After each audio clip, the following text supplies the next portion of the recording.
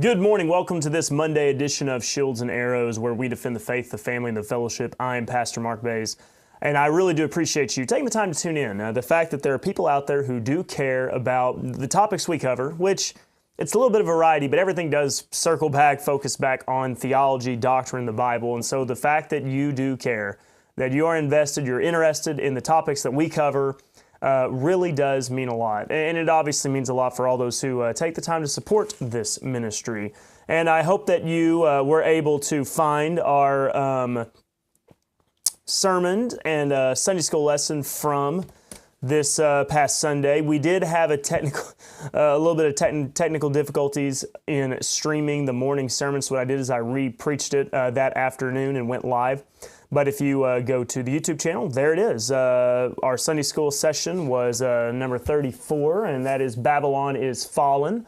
And so you'll be able to watch that. Audio went pretty good. I think as long as I remember to occasionally discharge.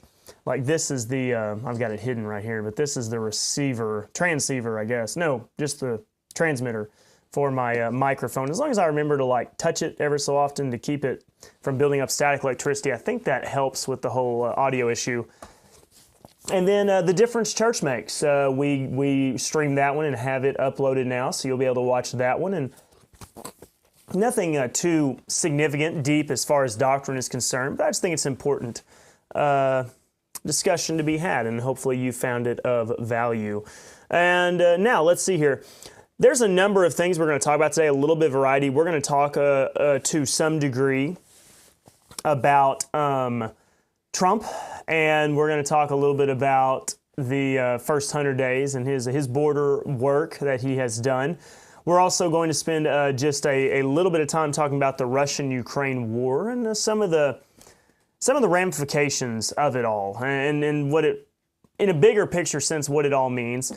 And then the main focus that we're going to spend towards the end of the show, so you're going to have to wait for the end, but I am coming to a conclusion, and I'm going to make it official. Now, it has long been speculated, it has long been discussed, but I'm ready to declare it.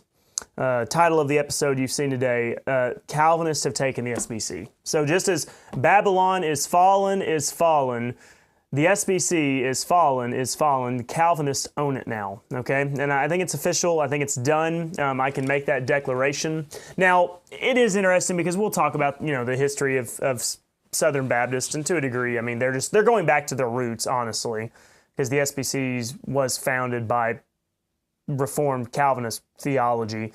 But whatever attempt was made by the SBC to divert to, the work of the Adrian Rogers and such of the world, to bring a more dispensational position, an anti-5-point Calvinist position, it's failed. It's done. It's over. I'm going to give you one of my reasons why I believe it's done and it's over. And Calvinism is absolutely coming and marching forward and winning the day. And Neil, you're right, and I know who you are, I'm pretty sure, but it seems like that it's been that way for quite some time. And it has been, it was just one of those things that I was holding out a little bit of hope, maybe, but now I'm just ready to officially declare it. The SBC is owned by the Calvinists. Okay, now with that being said, before we dive into all of that, let's go ahead and talk about just a few things that I think are important mentioning, because after all, this is Shields and Arrows, where we defend the faith, the family, and the fellowship, and whether we like it or not, culture, politics absolutely influences all those things. So let's go ahead and talk about this article from the Daily Wire and how Trump has really done quite a good job on the border. We've been a little bit hard on Trump lately, mostly because, well, I say we. Everybody's been hard on Trump, okay? Because there are those who are anti-tariffs and anti-tariff war who are mad at Trump. Then there were others who are very pro-tariffs, and so now that Trump has backed off on tariffs, they have, expressed their frustration, and probably justly so. Hey, one of the things that Trump's tariff war exposed is how reliant we are on China and how big of a problem it really is, right? So here lately, our optimism towards Trump maybe shouldn't be as low as what it is. So I'm going to spend some time praising his work for a moment. Daily Wire article, How Trump Sealed the Border in His First 100 Days.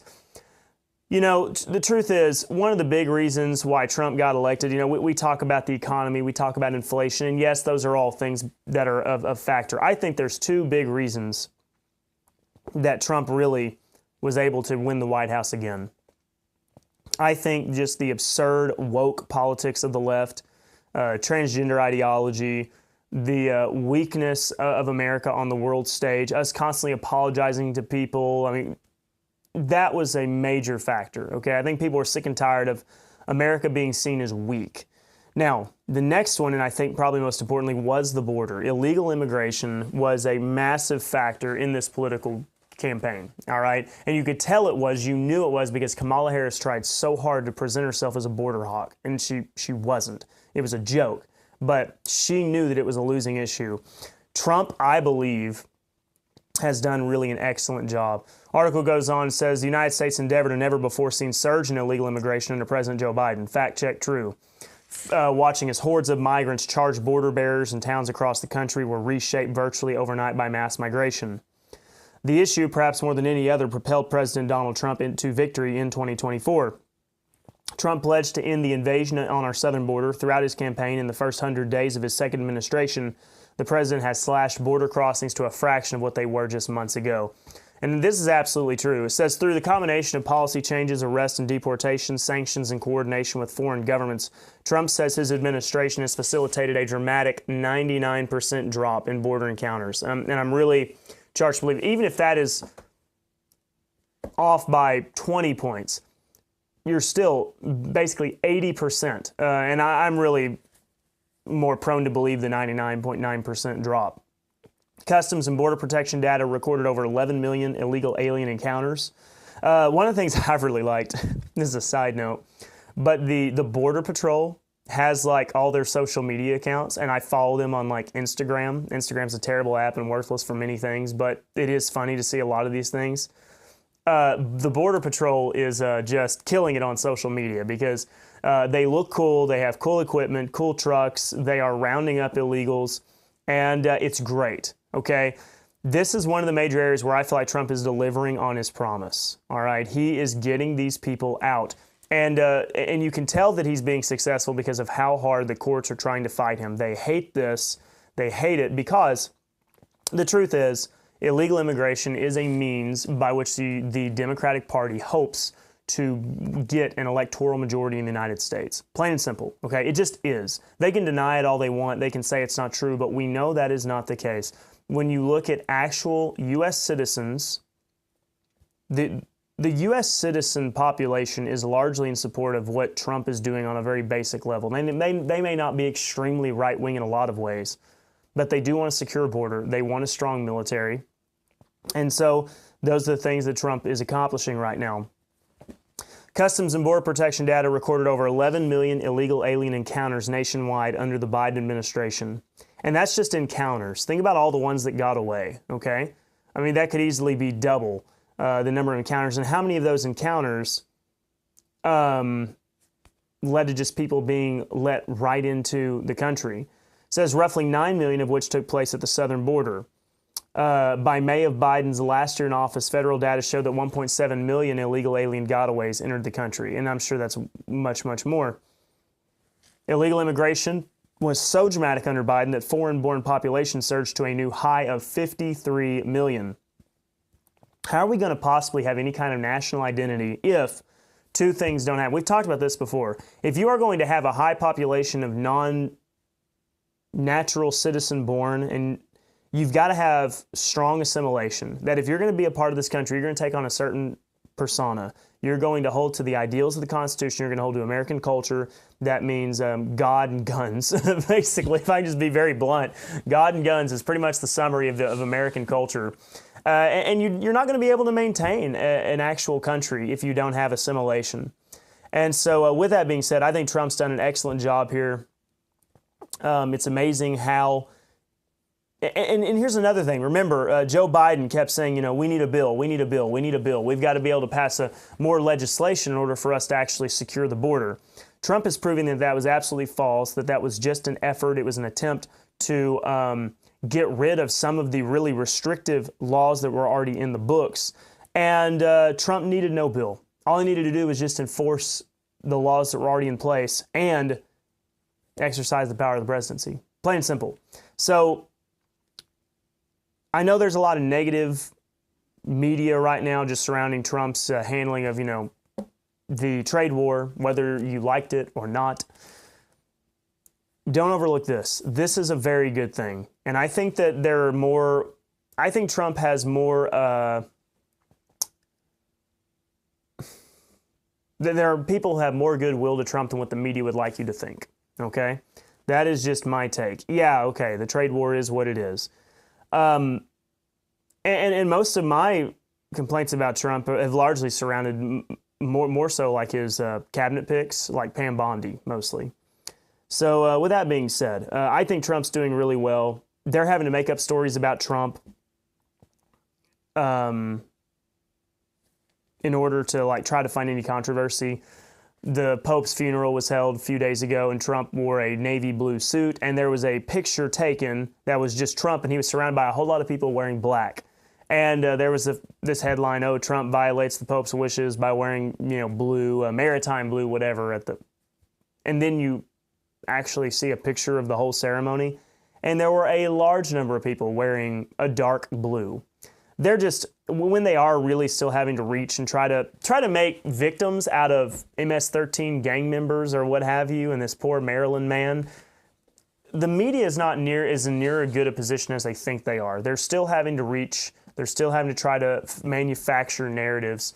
When Biden was at this point and off, especially by the time you got into August and you had the Afghanistan withdrawal, we were not having to make up narratives. We were just having to point and say, you saw that, right? That's a thing that happened. And meanwhile, the media are having to just really try to make stories on their own in order to attack Trump in any way and manner at all. Okay. Now, more matters concerning Trump and international, global politics. Apparently, this is coming from CNN, so take it with a massive iceberg-sized grain of salt, but I think it probably is true. Putin announces there will be a unilateral 3-day ceasefire in Ukraine from May 8th. This is because of history of May 8th surrounding the World War II Victory Day commemorations. So coming from CNN right here, the Kremlin said the decision was based on humanitarian considerations. Will Russia honor that? It seems like maybe they kind of broke the Easter ceasefire that they talked about. How much of that is Ukraine confirmation or propaganda? A little bit to be seen. Regardless, though, seems like there's going to be a ceasefire. Moscow rejected the previous proposal for a 30-day ceasefire. What's going to happen with Ukraine and Russia? Seems like everybody believes they're a foreign policy expert on the matter. I've kind of taken the position, I think pretty consistently, that I don't really know. I want it to end, but I don't know how it ends. I mean, unless, I guess there's two options. Either the United States finally tells Ukraine to deal with it on their own, which I think Ukraine would quickly fall to Russia then, or the U.S. gets a whole lot more aggressive and maybe even starts sending Army Rangers to Ukraine, which nobody wants that. I just don't know. I don't know how it ends. So here's all I'm going to say about this thing. We are so arrogant in our culture. We think that we are the greatest people to have ever lived. We really do. You can see that in politicians, on the left primarily, but sometimes on the right as well. We think that we are the smartest. We think that we are the most moral. We think that we are the generation to solve all problems, okay? And we think all the generations before us were dumb and ignorant, and we are not going to make their mistakes. I think the only thing we've really learned from this whole conflict between the Russian and Ukraine war is that not much has changed, and we're not nearly as advanced as we think.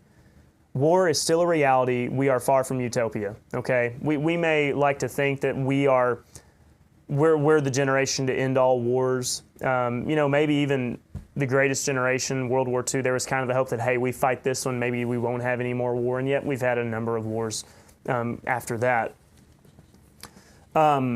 both sides are determined that they're in the right. What's new? Has anybody ever fought a war thinking they're the bad guys? No, of course not. Nobody is the villain of their story. They're always the hero, whether they're justified or not. And oftentimes in history you realize, hey, it's not that there's really a good guy or a bad guy in this thing. It's just that there are different sides, and they each have their motives. Some that you would maybe see justified, and others you would see as unjustified. Russia has rationalized its reasons for why they think they're justified in invading Ukraine. Whether that is historically Ukraine belongs to Russia, or the advances of NATO is a threat to Russia. It would be better for the Russian people to have the vast economic resources that the land of Ukraine offers. I mean, they've rationalized it, okay? Putin doesn't think that he's a Bond villain, right? Ukraine at the same time, they believe that they've been invaded by another nation and they have a right to defend themselves. And to a degree, that's kind of what history is. I mean, think about the Texas War for Independence. It's more so, hey, we don't want to be affiliated with you. And if you can fight and win, then hey, there you go. I mean, the rules of war kind of are what they are. It's just like land battles, right? They always want to blame how evil America was, or the white man, for moving into native lands. The whole story of land, going all the way back to the history of the tribes as well, is the land is yours if you can take it, and the land is yours if you can keep it. That's just kind of how it is. That's honestly kind of the way that you see the Bible when you see the Israelites taking the land of Canaan. I mean, Israel wasn't technically there first. There were people in the land of Canaan before Abraham necessarily got there. And so, because it was the land of Canaan. Canaan's descendants lived there. And yet God said, you're going to take it. And so they got to keep it. Is God unjust in that? No, that's just kind of how the way land battles work. If Trump decided one day we're going to take Greenland and we just go and take it, it's kind of how things been. That's Greenland's own fault for not being able to protect themselves. I know that's harsh and that's terrible. And you say, but what about the moral aspect of it? I mean, Greenland probably was owned by somebody else before Greenland took it. It's kind of the way the world works. You only have a claim to land that you can protect and defend and keep and conquer. So the Russian-Ukraine war, I don't know how it all was resolved. I don't know how it ends. I don't know what the proper deal to be made. I would really love for there not to be another World War III. I think we could all agree with that, right? We would like to not see the United States get dragged into a massive global conflict. But at the end of the day, the major takeaway is hey, we're still people, and in some ways maybe we're dumber than we have been in the past, because I'm pretty sure in generations past they weren't struggling with very simple questions like what is a baby or what is a woman. So anyways, and on the topic of the Ukraine war, let's kind of talk about this for a moment. Reality checks really do help people get their priorities straight.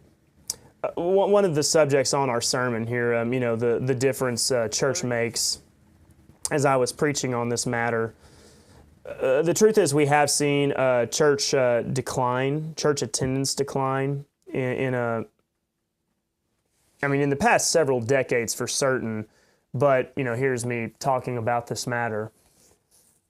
One of the things that helped churches in times past is there were certainly a lot of hard times that people were able to perceive in previous ages, previous generations and decades. I mean, you think about the early 1900s, you had World War I, you had World War II, you had the Great Depression, you had other scary events that took place, other wars that would happen, Korea, Vietnam, even though Korea, I think, technically was a police action, right? But then you had 9/11 at the early turn of 2000. For the most part, we've had a lot of prosperity, right? We've had it pretty good. Like, America's not dealing with massive global conflicts right now in a very physical way. We're not doing a draft. We're not sending our young boys straight from high school to the trenches of Ukraine, for example. Not yet, and we pray that doesn't happen. But the problem is, when life is good, people don't really give much thought to anything beyond, hey, just making money and enjoying life.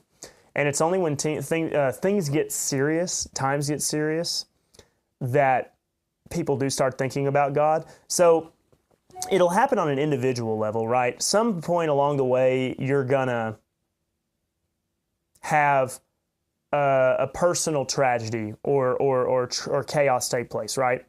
I mean, my mom, she's here with us today. My mom fought cancer for a while, and she can tell you those were some of the times in which she drew closest to the Lord in prayer and reading the Bible and just thinking about things of God and reflecting on Him.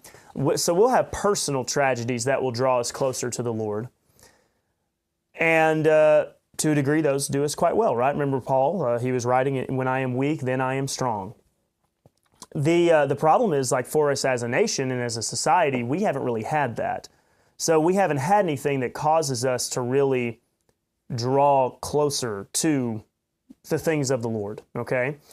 COVID may have been the most recent time in which, like I was talking about in my sermon yesterday, that you would have maybe had a kind of a national reflection on getting your priorities and getting your perspective straight. And yet that was a time in which they said you can't gather in church and you can't meet. Now, the interesting thing is, I was doing a little bit of reading this morning, looking at some different articles, and always question the data. It's always hard to tell what's true, but Ukraine has seen a spike in church attendance, okay? I know there's been a lot of talk, mostly about the Russian Orthodox Church, is there Russian propaganda being peddled there in Ukraine and whatnot? How negative is that? Anyways, Ukraine has seen, though, an increase and a spike in church attendance, okay? Now, you would maybe think that the Russian-Ukraine war, Israel-Gaza, some of the uncertainty going on around the world, it would lead to maybe the United States seeing a little bit of an increase in church attendance, people being, reflective, thinking on, things above. Here's the interesting thing. Let's not even talk about the United States. Let's talk about somebody who's closer to Ukraine. So yes, Ukraine has seen an increase, some degree, in church attendance since the war started, because they have a war right there on their land. But what about Poland? Poland is just right there. You would think, surely, okay, Poland, if they're very fearful of being invaded, because they would be next. I mean, if Ukraine falls, if Ukraine becomes Russian territory, they now border Russia, right? Poland has not seen an increase from what I've been able to read. I try to do some research, some investigation on, are we seeing more people turning to a form of Christianity, religion, faith in Poland, and they're not. That's quite amazing to me, I think, because if anybody you think outside of Ukraine and Russia would be having a turning to the Lord, an increase in faith, an increase in religious attendance, it would be like Poland. But even that's not enough. So it's kind of an amazing thing that Poland themselves are not really seeing much of a turn. How serious does it have to get? How much does it take for there to be a significant event to get people to have their priorities straight? And this goes back to the whole saying that you've heard before. You've seen it, whether it's a meme on Facebook or something, but you have the old saying of good times create weak men create bad times create strong men, and then strong men create good times. And that is the challenge. And we have mentioned this before. It's been a while on our show. Obviously, we don't want to go into bad times. But when you have good times, people don't feel a need to make sure that their culture and community stay strong in biblical values, okay? It's only the countries that have a great amount of prosperity, right, that start venturing off into all sorts of perversion. Think about the wealth of Rome and then all the perversion that came with it, or the wealth of Greece. Even Israel, right, when they were high on the hog, for example, right? Really doing well. Think about Solomon and all the idolatry they fell into. There is something about good times that the leaders, right? Think about like, what is it? It's Gen X, right? Isn't it Gen X that are kind of in that age range, born between 1965 and 1980. We've talked about this before. I mean, they're between 41 and 56 years old, and then there's the baby boomers before them. Those are the ones that are in charge of our nation right now, okay? And yet, that's also the generation we've talked about before that is, being a little bit more relaxed. Not quite as, not quite as much emphasis on going to church, for example, right? They're maybe not following the traditional pattern, the norms. If you're born in, by the time you're in your mid-50s, you're typically taking on the identity of grandparent, grandma, grandpa, right? And there's a certain, aspect to that, right? You have wisdom, you have the experience, you conduct yourself with much more patience and all these things. Those are good qualities to have, right? And yet, in good times, I don't know, maybe a 56-year-old is not ready to take on that identity. They want to hang on to the days of their youth, what have you, right? There's just a whole lot of things that go into good times to lead people to want to just continue to live in the moment, the here and now, right? And soak up all the fun that there is to have, when in reality, they need to take on those responsible roles, right? And many of them sometimes do more than they have to, because like they're actually raising their grandkids when they shouldn't have to do that. But how much is that self-inflicted because maybe they didn't raise their kids like they should have, and so their kids are not responsible? It's an interesting time that we're in, and I think that we are in the maybe the waning of the good days, maybe even the building of the bad days. Some would maybe even go so far as to say we're worse off than what we think. I'm a little bit more optimistic sometimes. I'm an optimistic pessimist. Things can get a whole lot worse than what they are right now. How do you maintain good men in good times? That's a challenge. And when I say good men, it is kind of general to community, to society. I mean, good men, good women. How do you hang on to that? I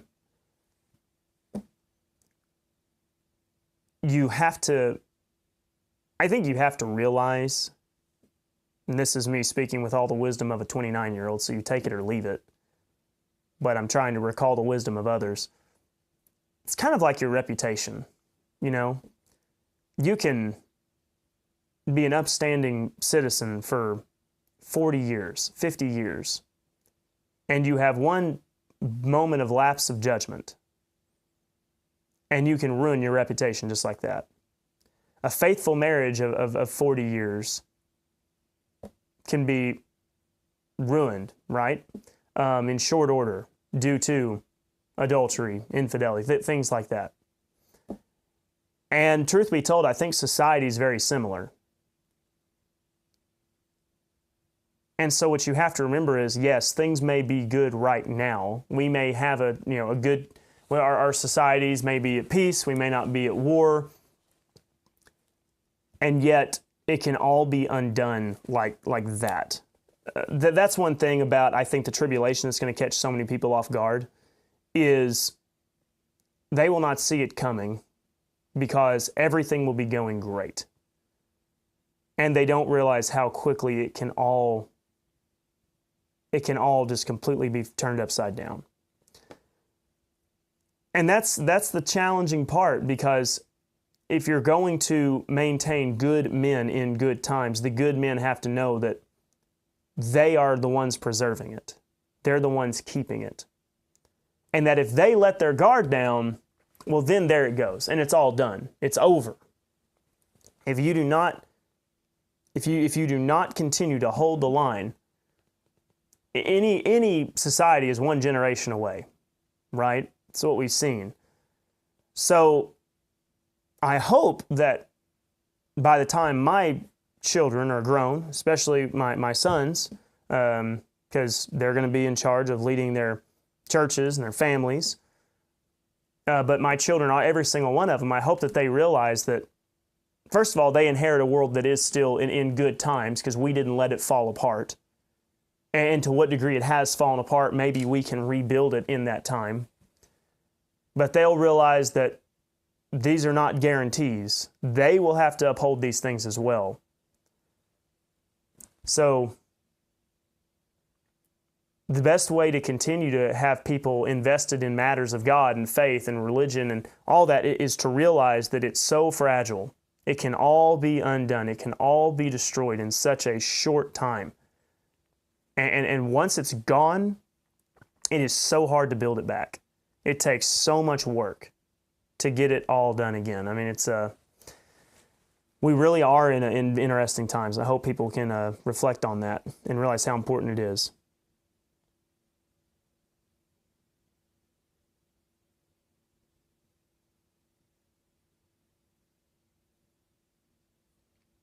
Read a couple comments here. All right. Now, here's the thing that you're probably really waiting to talk about, right? So, the SBC. The SBC is an interesting thing. I was raised SBC. My parents, my mom specifically, but my dad too, I guess, when he did attend church. They were raised in an SBC church. It's just kind of the default church you go to, right? For the most part. It's the biggest convention, right, of all non-Catholic Christianity.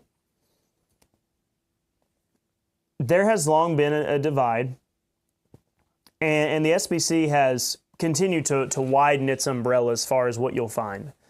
You know, back in the day, the Adrian Rogers dispensationalish, I'll continue to use that word, dispensationalish doctrine, was much more common.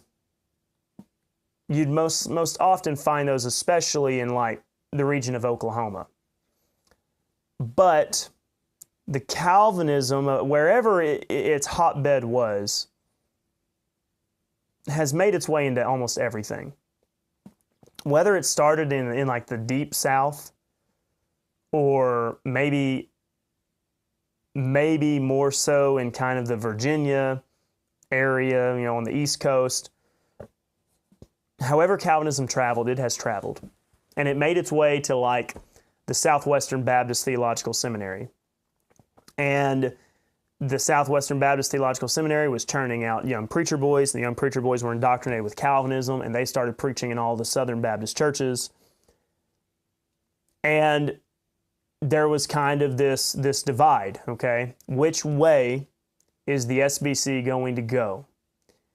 Is it going to continue to be fragmented with some Calvinist pastors and some more weak-ish dispensational pastors, and maybe occasionally a few stronger dispensational, but those are hard to find? Or is it going to really consolidate in one area? I'm here, mark it, at 10:05 a.m. Monday, April 28th, 2025. The SBC is now a Calvinist convention. It just is. And honestly, I should have realized or acknowledged it a long time ago, but I was trying to be somewhat hopeful. It is done. Okay? It's done. The SBC has fallen. The Calvinists now own it. And here's just one example that I'm going to show you.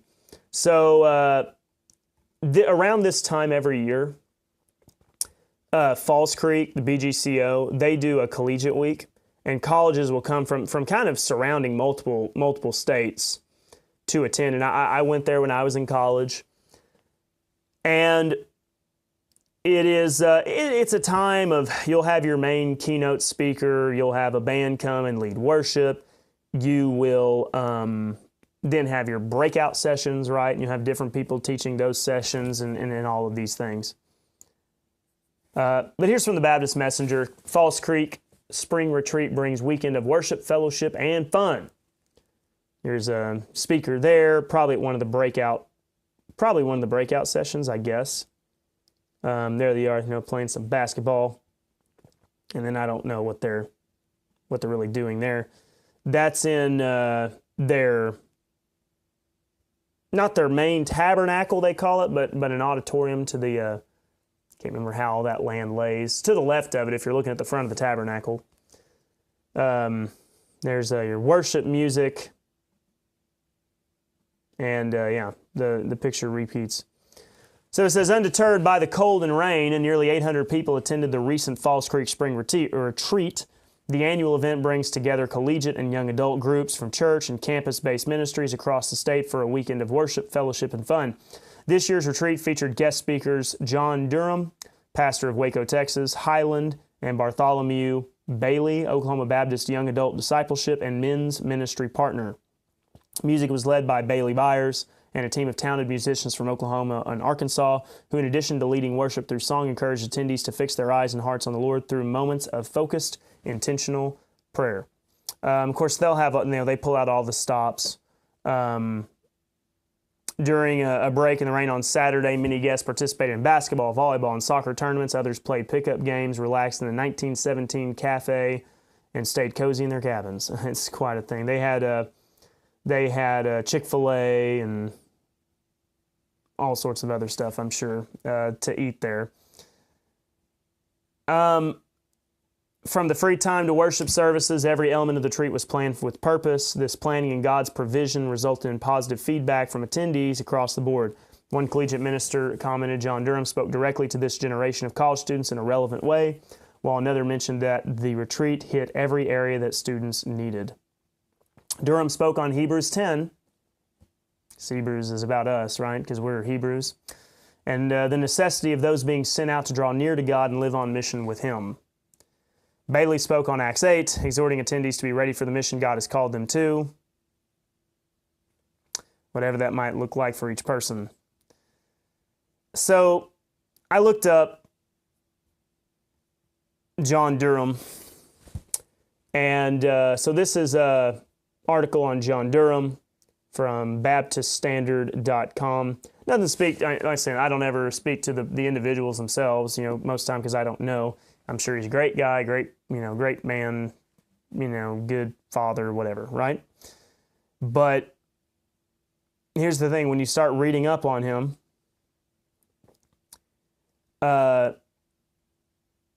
here's some of the questions that were given.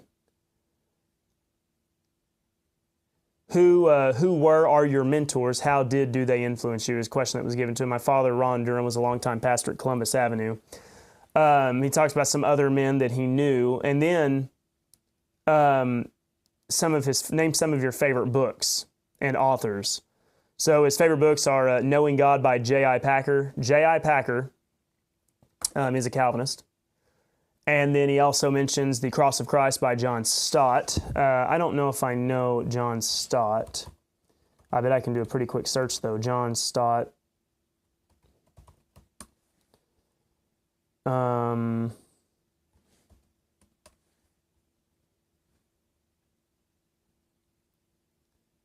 don't know if he's an opened Calvinist or not. I'm assuming this is the same one.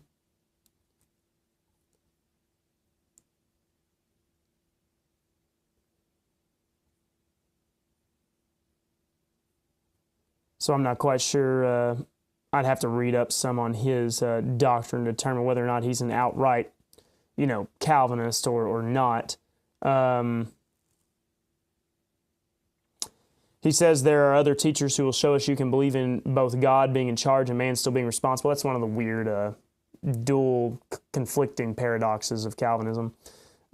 We see this in the meeting between Wesley and Simon in several quotes from Spurgeon. So he's citing Spurgeon, which tells me he's a Calvinist.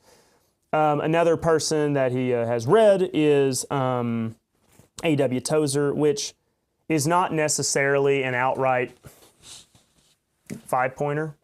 I'm not sure if he's even still living exactly, but I know from what I understand about him, he leans Calvinism, though. And then here's the big one, though, and Sing and Savoring Jesus Christ by John Piper. Folks, stop. sending your kids to Falls Creek. There you go. Just don't do it. It is going to indoctrinate them in Calvinist theology. All right? The SBC is owned by Calvinists. It's what they do. All right? It's done. Okay? The SBC fell. It's over. I can tell you from some personal knowledge that I have, all the higher ups that I know in most of the associations all trend towards Calvinism. They just do. They are heavily influenced by all the seminaries, all the big time pastors, you name it. So here's the thing. It is just the SBC getting to its roots. Okay, when you look at like the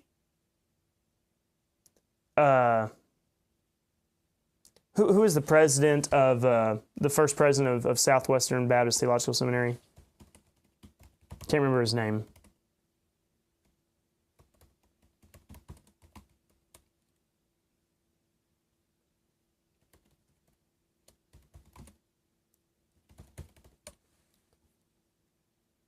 Was it trying to remember his name, but the truth is they are just getting back to their roots. They really are. I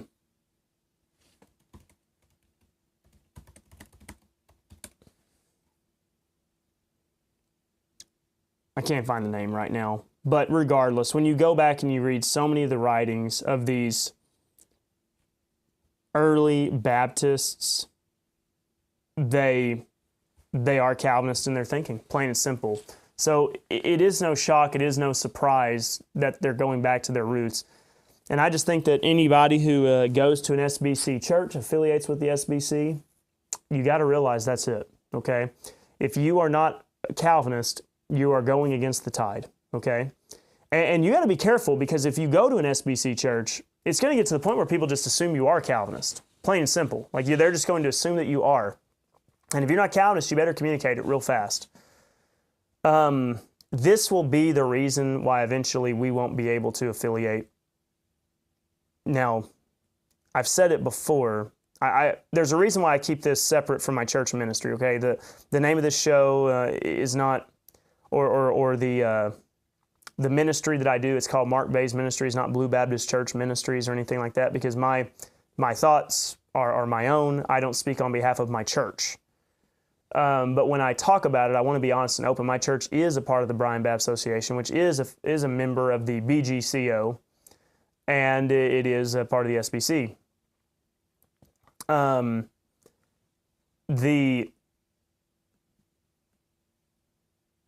The truth is, I think that when the time comes, this will be the major reason, because the SBC does not reflect our doctrinal values at all. Okay, and it just doesn't. And a number of members at my church realize this. I think that with time, the SBC will very likely become more openly Calvinist. They already are subtly in many ways, but they'll become much more openly Calvinist in their doctrine. And I wouldn't be surprised if there's not an update to the Baptist Faith and Message eventually that makes Calvinism more on the forefront. And then eventually I think it's very possible that churches will be maybe brought in line to some degree, right? You're going to have to adopt that view. Because Calvinism is such a, trying to think of how to even put it, it's an invasive doctrine. Now, I won't lie, I kind of took their playbook when I came to be the pastor at Blue, because what a Calvinist does is most of the time Calvinists don't tell you they're Calvinists, they just start teaching and slowly start introducing these ideas.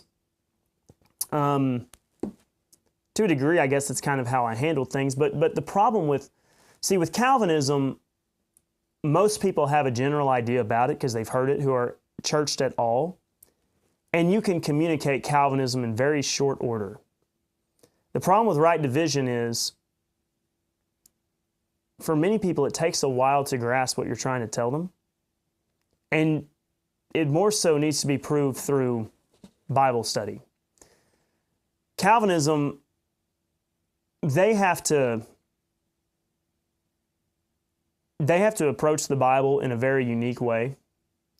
They have to give you a covenantal lens in order to see it. For right division, it's very much more just a literal lens. And that's how I got my church on board with right division. I just said, let's open the Bible and let's just read it for what it says. So when it talks about the law, Israel had to keep the law. Do we have to keep the law? No. Something's changed. Something's different. Something new has happened. When Jesus said, I'm going to be taken to Jerusalem, I'm going to be crucified, and 3 days later I'm going to rise again. And the disciples said, no. Were the disciples believing on the death, burial, and resurrection of Jesus for salvation? Obviously not. But we do. Something must be different. The right division conversion approach is just to simply teach the Bible. The Calvinist approach is, I have to fundamentally change the way that you are going to read Scripture at all, okay? Because I really do believe if you just give people a Bible and let them read it, if they have no bad habits prior, and they just read it like a book, okay? Like a novel, like you would read, I don't know, just any one of your favorite fiction books, even though the Bible's not fiction, but treat it like a genuine story, or even a nonfiction. They will come away with a dispensational doctrine, because that's just how the Bible reads. What is required, what's necessary for the Calvinist is to create the covenantal mindset within their congregations. And it becomes like a virus, and it infects one church, and then it spreads to the next, and to the next, and to the next, and to the next. And they're very effective. So, the SBC's fallen. It's done. I'm kind of being doom and gloom, I guess, on a Monday. But, maybe it just needed to happen. I think we got to start being just more blunt about it, that the SBC is Calvinist. Because there are some people in the SBC who do not like Calvinism, all right? They may not be right dividers, don't get me wrong, but they're not Calvinists, okay? There are those people like that in the SBC. But they have their heads in the sand and they won't accept it. Look, everybody they're sending to Falls Creek, every single one is a Calvinist. Look at who is preaching at Falls Creek. Look at who is leading who's leading the big churches in town. I know, and then there's some who say, well, not this, yeah, okay, not that church. That's fine. We can find particular examples. But there's a pattern, folks, and look at the places where all the big churches are and the big people. Oklahoma City, that's Calvinist City right there, okay? It is. Tulsa, it's very much the same way in a lot of ways. Durant, Oklahoma, yes, okay, yes. Big churches, they are either Calvinist or the preacher's Calvinist and the congregation hasn't put it together yet. But before they know it, they will be Calvinist because they'll just infect them with that doctrine. So it's a non-hostile takeover, I guess. It's kind of hostile, though, in its handling of Scripture, I think. But that's just the reality, okay? So we got to start being honest. And I'm going to start being more honest, too. When I have conversations with SBC preachers, I'm just going to tell them. And they may want to say, no. We're not, the SBC's not outright Calvinist. There's some Calvinist preachers in the SBC. I'm going to say, you are being ignorant. You're being willfully ignorant to the matter. The SBC is Calvinist, okay? And if you are in an SBC church and you're watching this right now, go ask your preacher. Go call him up. And if he hum-haws around the matter, that tells you he's a Calvinist. That tells you he's a Calvinist. I don't hide the ball. I'm a right divider, mid-acts dispensationalist. I am.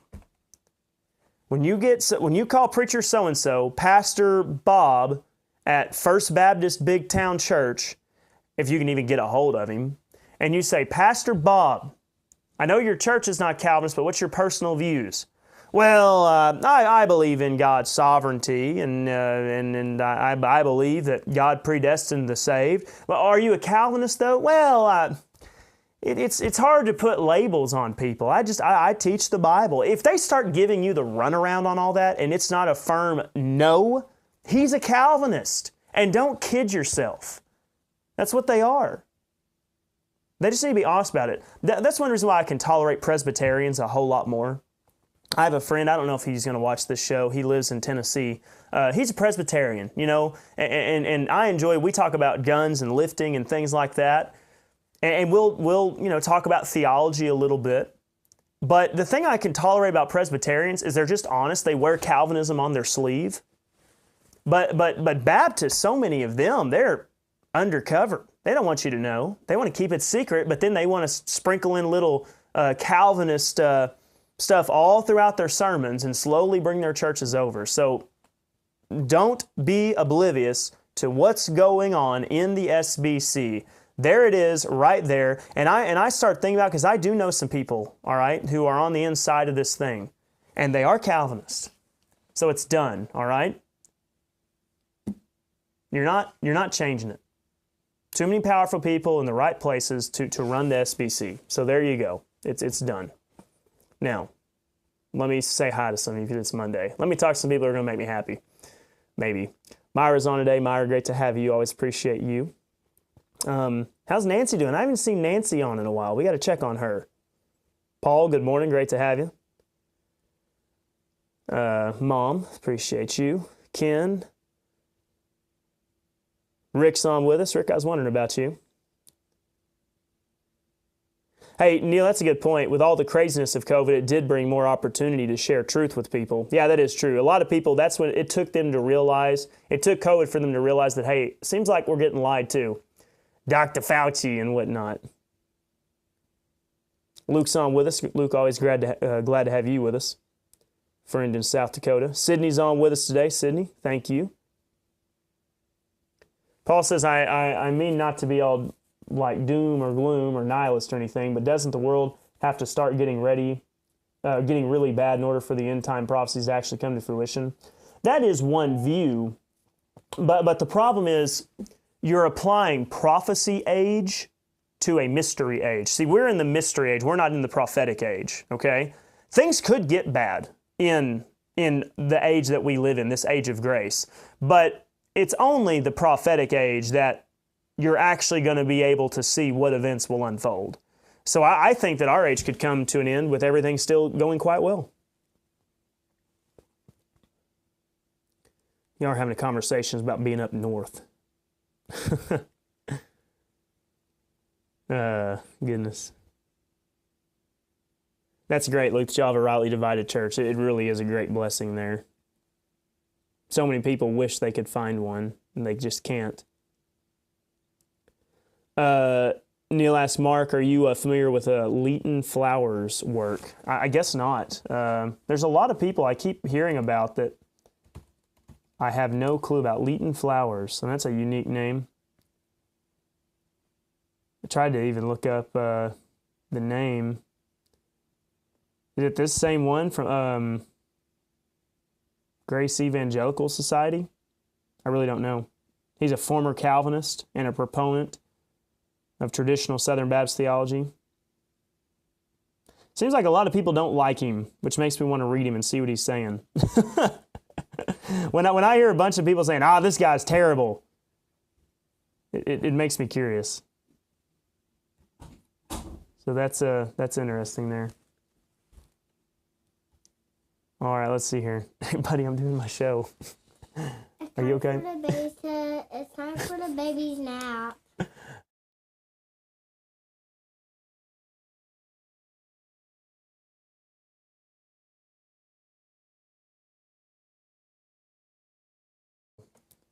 I apologize. My toddler has wandered into the room. He wants to go fishing, and I told him we'll go fishing this evening. So he's he doesn't rightly divide, but he has a ministry against Calvinism. Jacob, please. I need you to go, okay? Hey.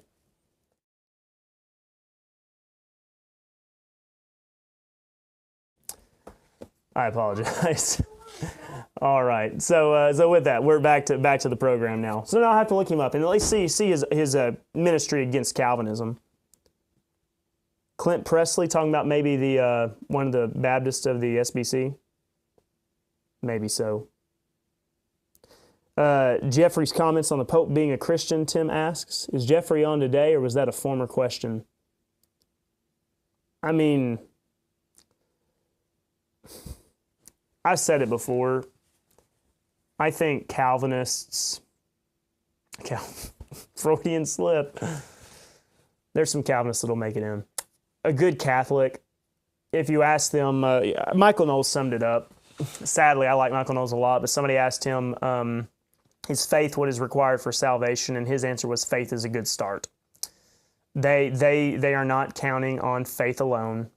They're not counting on the shed blood and resurrection of Christ. They are counting on the sacraments. They're counting on confessions. They're counting on guys, Catholicism in its pure form. And I say pure form because I think there's some Catholics who may actually make it in. They're not good Catholics, but they say they're Catholic.